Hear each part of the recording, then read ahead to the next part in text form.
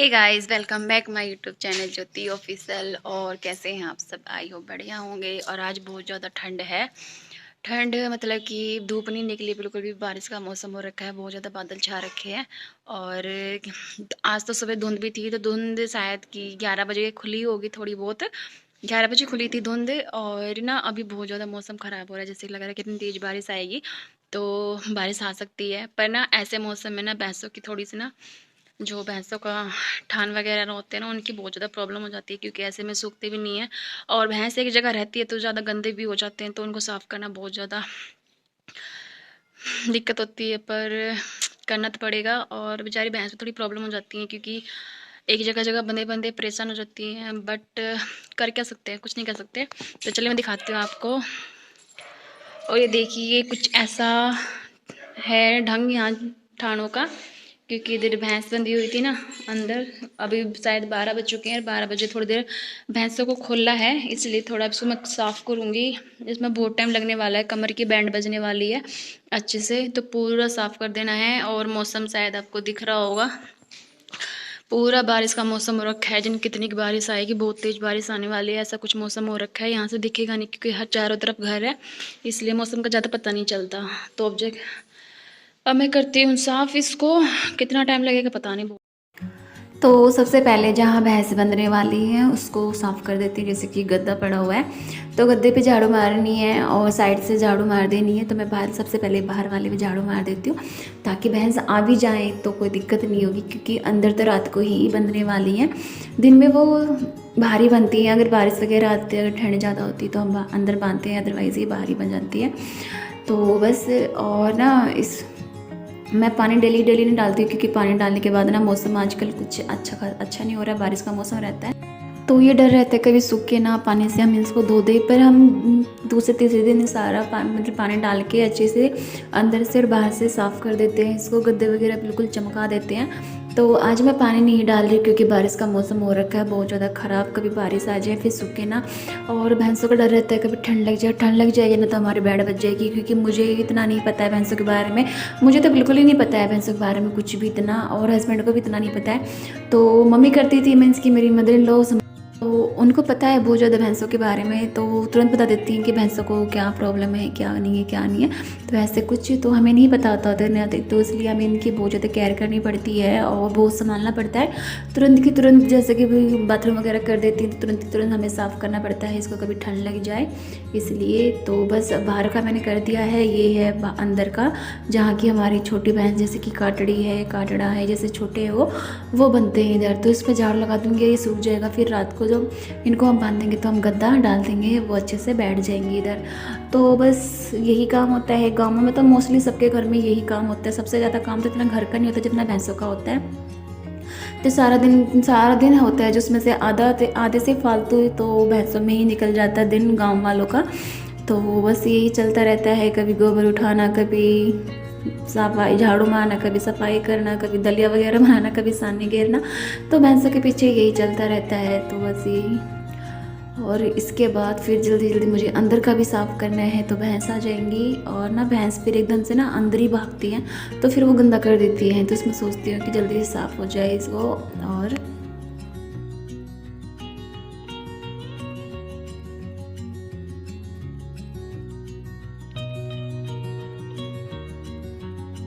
तो अंदर की सफाई हो चुकी है दूसरी ठान की। तो मैं अब गई हूँ भैंसों वाले ठान में, जहाँ पहले गोबर उठा लूँगी। गोबर पड़ा हुआ है, थोड़ा ही पड़ा हुआ था, ज़्यादा नहीं था, वो तो सारा उठा दिया था पहले ही, तो ये बाकी का था तो सारा उठा दिया है। और ये ना क्योंकि सर्दियाँ ज़्यादा हो रखी तो हाथ से नहीं उठता है, क्योंकि ठंड लग जाती है हाथों से।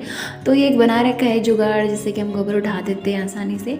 और पहले मैं गद्दे को साफ़ कर दूँगी, क्योंकि फिर ये गद्दा बाहर जाएगा, भैंस इस पर बैठेंगी दिन में, और ये इधर से सूख भी जाएगा। अगर हम गद्दा नहीं हटाएंगे तो इधर से सूखेगा नहीं, क्योंकि इसके नीचे गिल्ला रहेगा इसलिए।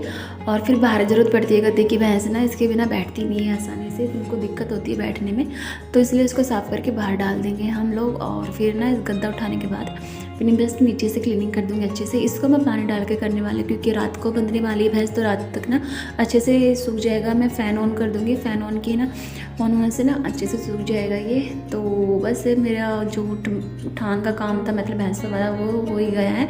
इसके बाद फिर मैं अच्छे से क्लीनिंग कर दूँगी, फिर करूँगी मैं अंदर का काम। तो बहुत ज़्यादा ठंड है, तो क्लीनिंग सारी हो चुकी है भैंसों की। भैंसों की क्लीनिंग करने के बाद ना गोबर लग जाता है, तुरंत नहाना पड़ता है, क्योंकि जो साड़ी पे है, मोस्टली साड़ी पहनते हैं, साड़ी पे जो गोबर साफ़ करते हैं झाड़ू से, तो साड़ी पे लग जाता है, हाथ पैर पे लग जाता है।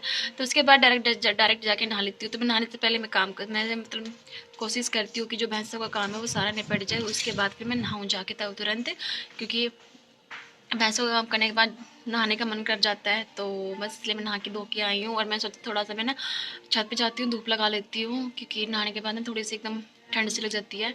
और आके देखा तो धूप धाप तो कहीं हिला हुआ धोरा ही ना है इसकी, बिल्कुल बिल्कुल पास धूप तो कहीं नज़र नहीं आ रही दूर दूर तक। तो बस इसलिए हवा चल रही है बहुत ठंडी, आपको मेरी साड़ी दिख रही होगी हवा में हिलती हुई। तो साफ मतलब वो बोलते हैं ना कि बिल्कुल ठंडी हवा, तो वो बोले ठंडी हवा चल रही है, बहुत ज़्यादा ठंडी चल रही है। तो मैं जा रही नीचे, और तो बस इसके क्लीनिंग हो चुकी है सारी, मेरी ऑलमोस्ट सारी डन हो चुकी है, घर की भी, और जो भैंसों का घर है उसकी सारी क्लीनिंग हो चुकी है। तो उसके बाद हम बनाएंगे खाना, और तो वो शेयर किया जाएगा आपके साथ। और एक कमेंट मेरे पास अक्सर आ ही जाता है कमेंट, वो बहुत ज़्यादा आता है, तो मैंने सोचा क्यों ना उसका आंसर किया जाए। तो उसका आंसर एक मैं कर रही हूँ कि आपकी जो फैमिली है, तो आपकी फैमिली आपके ब्लॉग में क्यों नहीं दिखती है? क्या आपकी फैमिली का सपोर्ट नहीं है क्या? तो ऐसे कोई भी दिक्कत नहीं है आपकी। तो मैं बता दूँ, मेरी फैमिली में हम 8 मेंबर्स हैं, और मैं, मेरे हस्बैंड और मैं और मेरे बच्चे, और मेरी सास है, मेरी मदर इन लॉ, और देवर हैं। देवर आर्मी में हैं, तो जाहिर सी बात है उनकी वाइफ उनके साथ ही रहेगी, तो वो दोनों उधर ही रहते हैं आर्मी में। और अभी मेरी कुछ महीनों से मेरी सास भी उनके पास गई हुई है। तो बच्चे हम लोग, और मैं और हस्बैंड और मेरे 3 बच्चे हैं। तो मेरी 2 लड़कियां हैं, एक लड़का है। तो लड़का छोटा है, वो कभी कभार वीडियो में दिख जाता है आपको, और लड़की मेरी थोड़ी बड़ी हैं, मतलब इतनी बड़ी भी नहीं है ठीक है। तो जैसे कि, और अब मार्च आ रहा है, तो मार्च में फाइनल एग्जाम आते हैं, सबको पता है। तो उससे पहले बहुत ज़्यादा प्रेशर हो जाता है बच्चों पे पढ़ाई का।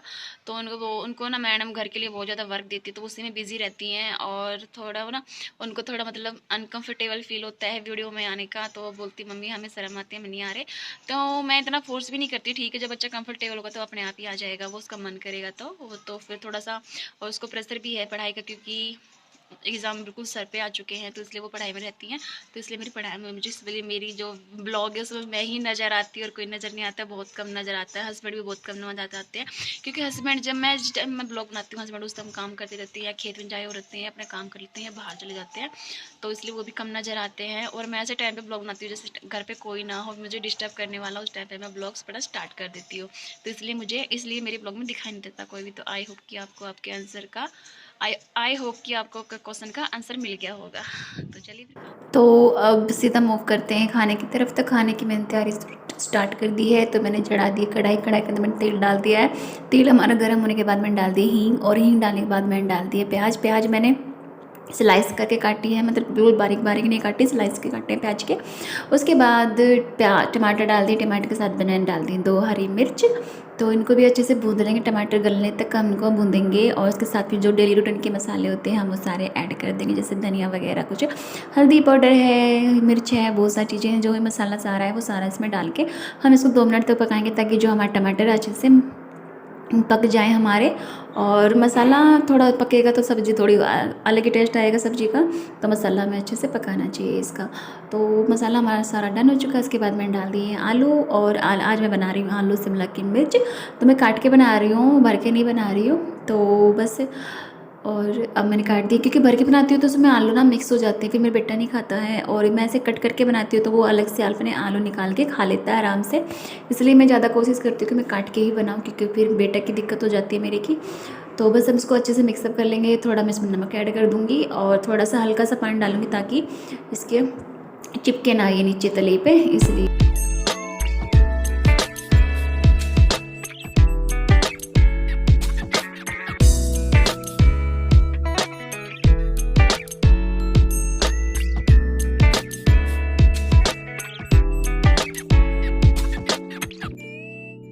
उसके बाद फिर हमारे आलू थोड़े से पक गए थे, तो उसके बाद मैंने डाल दी शिमला मिर्च ऐड करके इसको हम पका देंगे।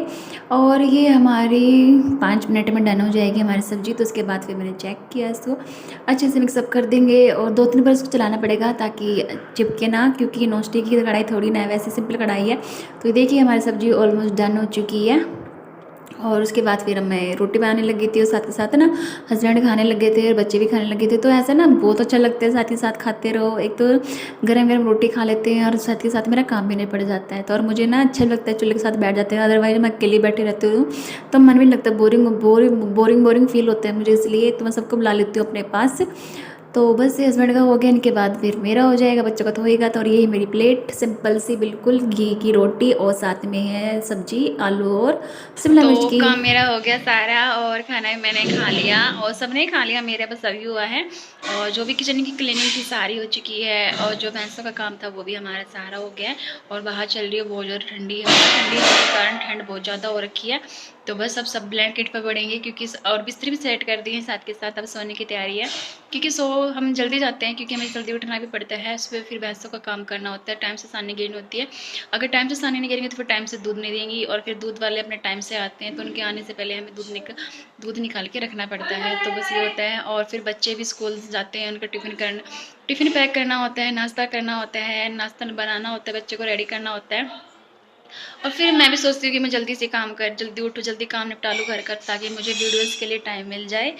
तो बस टाइम निकालना पड़ता है वीडियोज़ के लिए, तो बस जल्दी काम घर का काम निपटा लेती हूँ मैं। और अभी बस बच्चों की आवाज़ आ रही होगी आपको, तब सब सोने की तैयारी कर रहे हैं। और आपको मेरा वीडियो कैसा लगा तो प्लीज़ कमेंट करके मुझे बताना कि आपको मेरा वीडियो आज का कैसा लगा। और वीडियो को लाइक कर देना, शेयर कर देना और कमेंट करके मुझे बताना आपको मेरी वीडियोस कैसे लग रहे हैं। और चैनल को सब्सक्राइब करना ना भूले और मिलते हैं नेक्स्ट वीडियो में। तो गुड नाइट, शुभ रात्रि और ध्यान रखिएगा अपना और bye and take care. Good night, bye.